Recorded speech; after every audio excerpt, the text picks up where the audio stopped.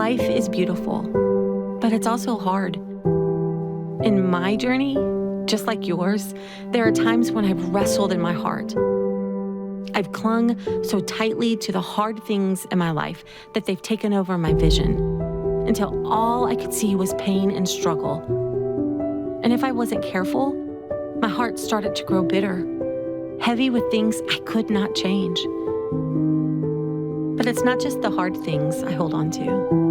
I find myself clinging just as tightly to the beautiful things, the blessings, joys, accomplishments, so closely that they begin to shape my identity. What started as pure gifts from God can, if I let them, slowly take root in my heart in a way that edges Him out, becoming idols I never intended to build. It was with this background in mind that I approached the labyrinth.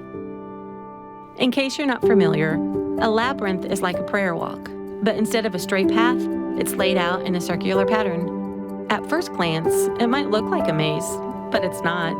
There are no dead ends.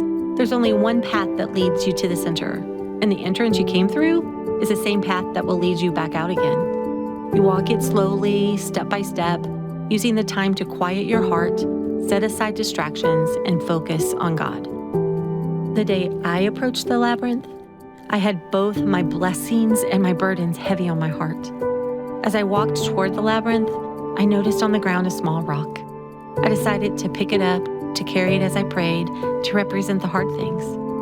Pain from others' choices, burdens I didn't invite but still carried, situations I had held on to far too long. A few steps later, I spotted a cluster of purple flowers. I picked one to represent the beautiful things, the blessings I cherished so deeply that sometimes I held them above where they belonged. Good gifts that had begun to define me more than my relationship with God.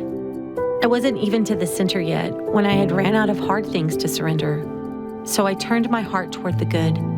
Holding the flower, I thanked Him for every blessing. I named them one by one, but also confessed how I had let some of those blessings shape my identity, fuel my pride, and take up space in my heart that belonged to Him alone. And when I reached the end of those prayers, I stopped in front of the old stump that was at the center of the labyrinth. I knew what to do. I set the rock and the flower down on the stump, both the hard and the beautiful, as a physical act of surrender.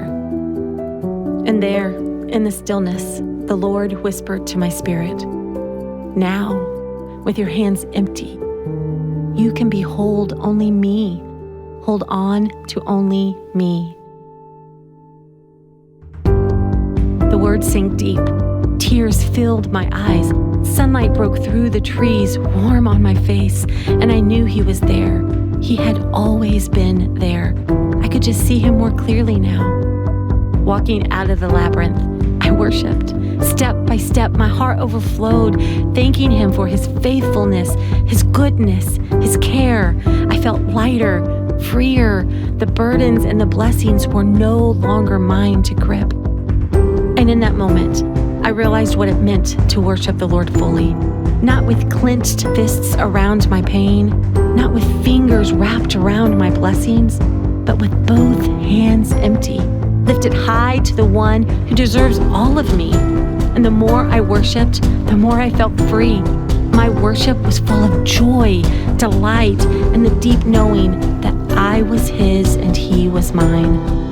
My heart no longer divided, no longer caught between Him and my circumstances, but open. That day, my worship was unfiltered. No walls, no weights, just me and Jesus. And I believe this is the kind of worship He has always longed for from me, and the kind He longs for from you, too.